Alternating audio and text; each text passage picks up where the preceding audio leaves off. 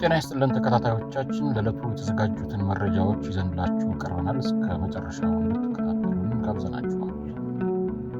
በፊንቴክ ኢንቨስትመንት የማጭበርበር ወንጀል የተጠረጠሩ አርቲስቶች የዋስትና መብታቸው ተነስቶ ጉዳያቸውን በስር ላይ ሆነው እንዲከታተሉ አቃቤ ሕግ አቅርቦት የነበረው አቤቱታ ውድቅ እንዲደረግና በከባድ ማስጠንቀቂያ እንዲታለፉ ብይን ተሰጠ።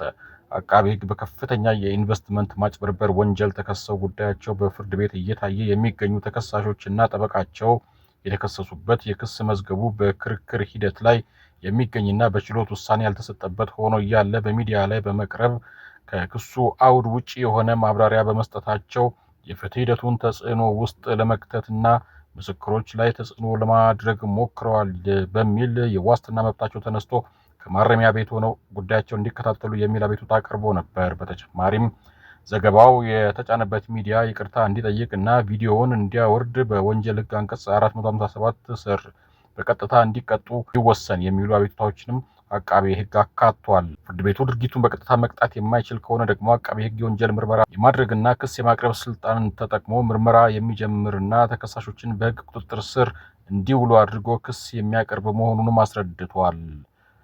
ዛሬ ጠዋት በዋለው ችሎት አቃቤ ሕግ አቤቱታንና የተከሳሾችን ምላሽ መርምሮ ውሳኔ ለመስጠት ቀጠሮ ሰጥቶ የነበረው ችሎቱ ተከሳሾቹ የዋስትና መብታቸው እንዲነሳ የቀረበውን አቤቱታ ውድቅ አድርጎታል።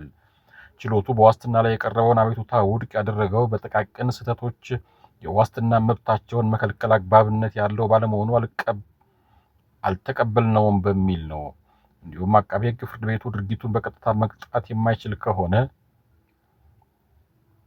አቃቤ ሕግ የወንጀል ምርመራ የማድረግና ክስ የማቅረብ ስልጣኑን ተጠቅሞ ምርመራ የሚጀምርና ተከሳሾችን በሕግ ቁጥጥር ስር እንዲውሉ አድርጎ ክስ የሚያቀርብ መሆኑን ያሳወቀበትን አቤቱታን በተመለከተም በመደበኛ ምርመራ ተጣርቶ የመከራከር መብታቸውን ተከብሮ የሚታይ ነው በሚል አልተቀበለውም። የተላለፈውን ዘገባ ይዘት በተመለከተ ግን ሕጉን ያልተከተለ አሳሳች ዘገባ ነው ያለው ሲሆን ከተጫነበት ሚዲያ ላይ እንዲወርድ እና ሚዲያውም ይቅርታ እንዲጠይቅ ትዕዛዝ ተሰጥቷል።